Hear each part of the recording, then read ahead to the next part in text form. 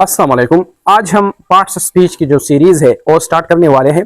सबसे पहले तो याद रखिए कि पार्ट्स ऑफ स्पीच को लोग मुख्तलिफ नाम से जानते हैं। बाज़ लोग इसको कहते हैं ग्रामेटिकल कैटेगरीज, बाज़ उनको सिंटैक्टिक कैटेगरीज, बाज़ उनको लेक्सिकल कैटेगरीज और आइटम्स, ये मुख्तलिफ नाम हैं, ठीक है, इनसे ये जानते हैं, ठीक है।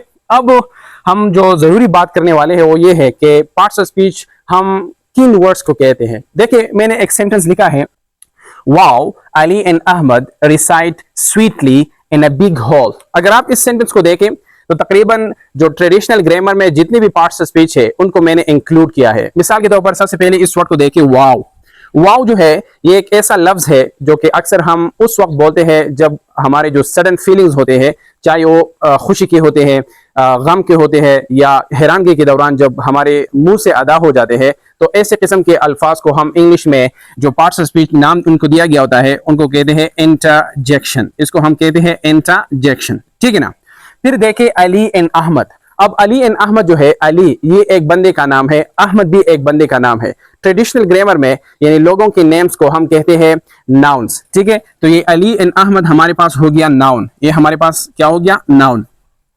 और ये अहमद और अली जो है इनके दरमियान एक वर्ड यूज किया गया है, एंड यूज किया गया है, जो कि इसका काम यहाँ क्या है, अली एंड अहमद को इसने जोड़ दिया है, यानी ज्वाइन किया है। तो आप कह सकते हैं कि ये एंड यहाँ काम देता है as a joining word. Traditional grammar में ओ वर्ड जो किसी दो वर्ड्स को या क्लोजेस को जोड़ते हैं, ज्वाइन करते हैं, तो उनको हम कहते हैं कंजंक्शन। उनको हम कहते हैं कंजंक्शन। ये हमारे पास जो मुख्तलिफ पार्ट्स ऑफ स्पीच है वो बनते हैं, ठीक है, मैं समझा रहा हूँ बाद में। फिर देखिए रिसाइट। रिसाइट जो है ये एक एक्शन का नाम है, यानी तिलावत करना या पढ़ना, ठीक है। तो ये एक काम है और इंग्लिश में या ट्रेडिशनल ग्रामर में ओ वर्ड जो कि ऐसे काम शो करे उनको हम कहते हैं वर्ब, उनको हम कहते हैं वर्ब। तो ये हमारे पास हो गया वर्ब, क्या हो गया, वर्ब।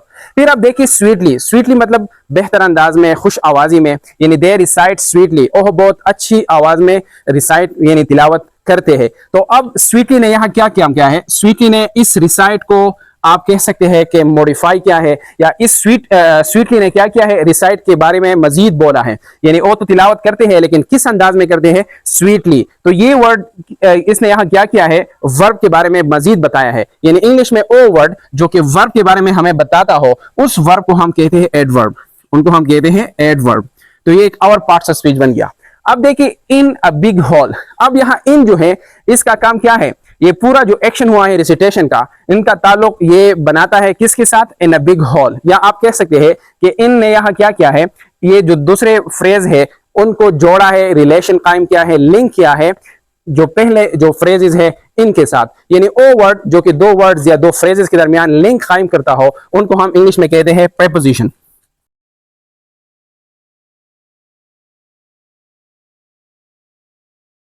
उनको हम कहते हैं प्रीपोजिशन। अब देखिए ए जो है ये आर्टिकल है, ए जो है ये आर्टिकल है और आर्टिकल नाउन के बारे में हमें बताता है कि ये नाउन जो है ये डेफिनेट है या इंडेफिनेट है। तो यहाँ ए जो है ये आर्टिकल है, ये भी मैं लिखता हूं, ठीक है, आर्टिकल। अब आर्टिकल के बाद अगर आप देखिए बिग यूज हुआ है, बिग जो है ये हॉल जो है इसके बारे में हमें बताता है। हॉल हमारे पास नाउन है, नाउन ऑलरेडी हम लिख चुके हैं, और बिग जो है ये मजीद इस नाउन के बारे में बताते हैं, यानी इनको मॉडिफाई करते हैं, उनकी मीनिंग को लिमिट करते हैं। यानी ओ वर्ड जो कि नाउन की मीनिंग को मॉडिफाई करे उस वर्ड को हम कहते हैं एडजेक्टिव, उनको हम कहते हैं एडजेक्टिव। और ट्रेडिशनल एक और भी वर्ड है जिसको हम प्रोनाउन कहते हैं, नाउन के साथ मैं लिखता हूं। तो ये पार्ट्स ऑफ स्पीच हमारे साथ ट्रेडिशनल ग्रामर में बनते हैं। मिसाल के तौर पर हम शुरू करते हैं noun, pronoun, verb, adverb, preposition और एडजेक्टिव भी इसके आगे आप बोल सकते हैं। तो हमारे पास कितने बन गए, 1 2 3 4 5 6 7 8 9। ये ट्रेडिशनल ग्रामर की बात है। अब देखिए पार्ट्स ऑफ स्पीच कहते हैं हम किन वर्ड्स को है। ये देखिए ये पूरा सेंटेंस है और ये पूरा सेंटेंस आप सिंपल वर्ड में आप कह सकते हैं कि ये हमारे पास एक स्पीच है। यानी स्पीच का मतलब है सेंटेंस, बातें। अब ये स्पीच को अगर आप देखें ये मुख्तलिफ पार्ट से बना है, ये एक पार्ट है, ये दूसरा पार्ट है, ये तीसरा, और ये सारे मुख्तलिफ पार्ट्स मिलके ये पूरा स्पीच बनाते हैं।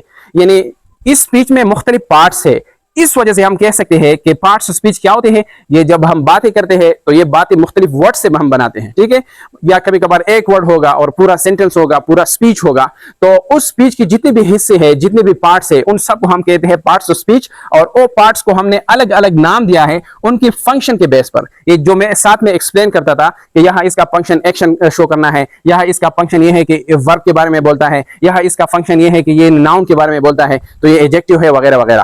तो ये सारे वर्ड्स हैं और उन वर्ड्स को ग्रामेरियन ने डिवाइड किया है मुख्तलिफ ग्रुप्स में, और उन मुख्तलिफ ग्रुप्स को उन्होंने नाम दिया है पार्ट्स ऑफ स्पीच। अब ये डिवीजन किस बेस पर हो गई है, तो ये उनके फंक्शन के बेस पर।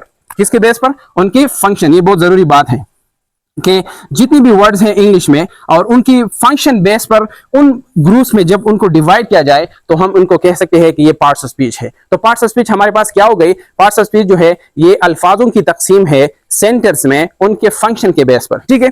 अब मैं सिर्फ ये बात करने वाला हूं कि मॉडर्न ग्रामर में इन पार्ट्स ऑफ स्पीच की क्या कॉन्सेप्ट है, और फिर नेक्स्ट वीडियो में मैं नाउन से शुरू करूंगा और नाउन की जो मुख्तलिफ डेफिनेशन है, चाहे सेमेंटिक डेफिनेशन हो, सिंटैक्टिक हो, मॉर्फोलॉजिकल हो, या हम नाउन किसे कहते हैं, बहुत आसान अंदाज में आपको समझाऊंगा कि असल में नाउन होते क्या है, ठीक है ना।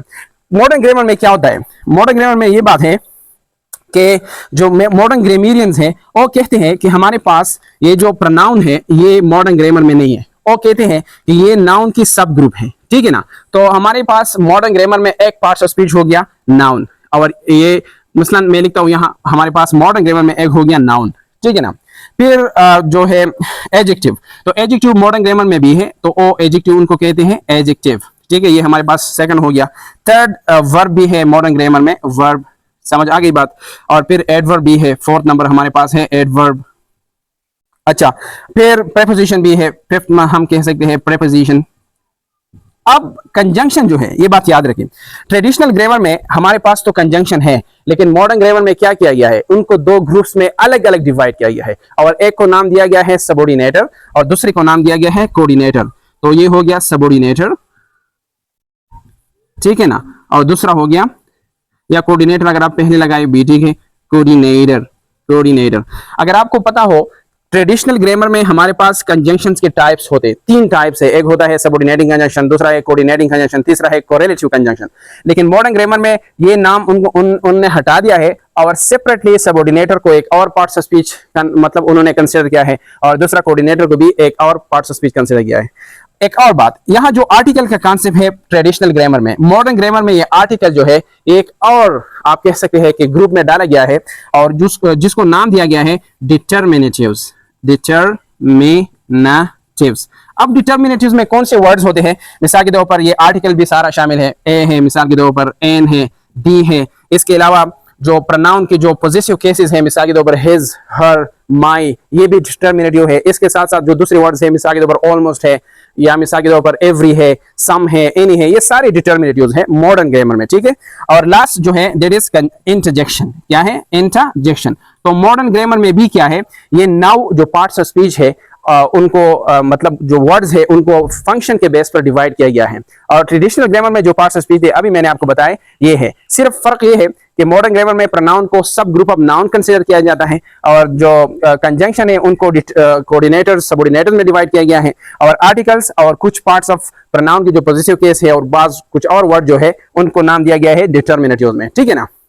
तो आज की वीडियो में हमने सिर्फ ये सीखा कि हमारे पास पार्ट्स ऑफ स्पीच क्या है। तो पार्ट्स ऑफ स्पीच ये असल में अल्फाजों की तकसीम है, द डिवीजन ऑफ वर्ड्स, और बेस्ड ऑन फंक्शंस, उनके फंक्शन के बेस पर। और ये फंक्शन हमको एक वर्ड अगर हमको कोई बंदा दे कि ये वर्ड ग्रामेटिकली क्या है, तो हम इसी वर्ड के बारे में नहीं जानते कि ये वर्ड नाउन है, वर्ब है, एडवर्ब है, जब तक उस वर्ड को हमने सेंटेंस में यूज नहीं किया हो। क्योंकि पार्ट्स ऑफ स्पीच का जो कॉन्सेप्ट है ये सेंटेंस में उन वर्ड्स का यूज है, यानी फंक्शन बेस है। फंक्शन का पता हमें उस वक्त पता चलेगा जब उस वर्ड को सेंटेंस में यूज किया गया हो, ठीक है। तो असल में पार्ट्स ऑफ स्पीच जो है ये किसी सेंटेंस में जो वर्ड्स है उनके फंक्शन के बेस पर उनको नाम दिया गया है मुख्तलिफ ग्रुप्स में। इसके बाद हम जो नाउन पर वीडियो बनाएंगे थोड़ा और भी टच देंगे कि पार्ट्स ऑफ स्पीच असल में क्या है, और नाउन को हम एक नई तरीके से हम स्टार्ट करेंगे कि नाउन क्या है, ये हम किसी सेंटेंस में हम नाउन को कैसे आइडेंटिफाई करेंगे। बहुत आसान अंदाज में आपको ये सारी बातें जो है समझ आ जाएगी, ठीक है ना। तो आज के लिए ये काफी है, उम्मीद है आपने कुछ सीखा होगा। आज का आपका थोड़ा सा बैकग्राउंड बन गया होगा कि पार्ट्स ऑफ स्पीच क्या है और कौन से ग्रुप्स में उनको ट्रेडिशनली या मॉडर्नली डिवाइड किया गया है। सो उम्मीद है ये आज के लिए काफ़ी है, आपने कुछ सीखा होगा। Thank you for watching.